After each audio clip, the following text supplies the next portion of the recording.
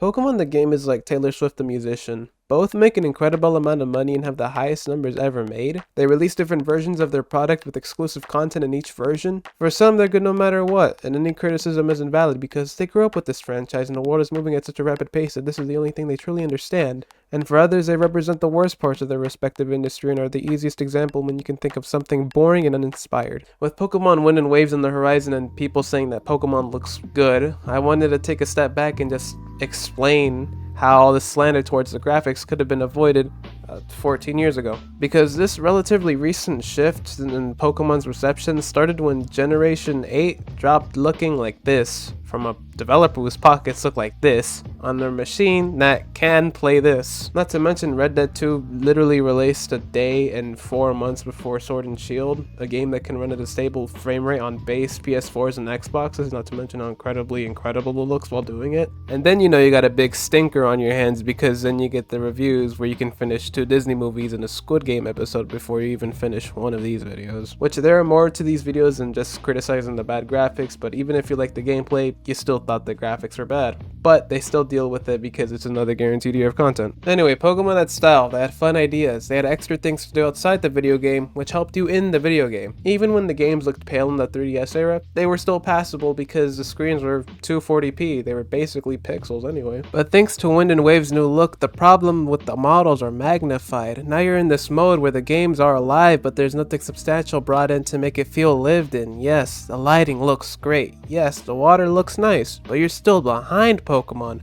Sure, you're no longer outclassed by GameCube, but now you have to compete with Xbox from 2001.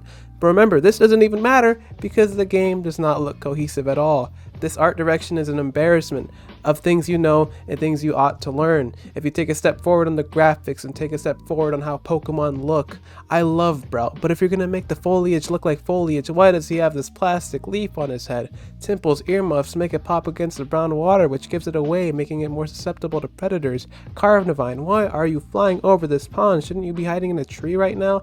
Sandygast's contrast from the sand and its actual body. Why isn't Coral Sea dead? And also rougher looking. Why isn't Tangela more camouflaged? Why aren't there pods of Wailords and Wailmer? You can do so many things with the game's lighting, but the models are still stuck looking like Happy Meal toys.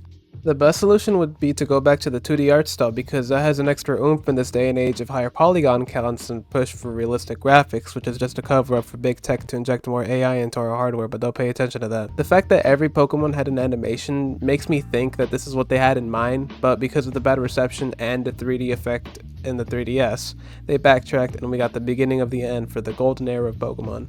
I feel bad watching these videos saying that the new games look good. There is so much hope for this game. Some people hope to find ruins on these islands to dress up the Pokemon, some even hope for 60 FPS.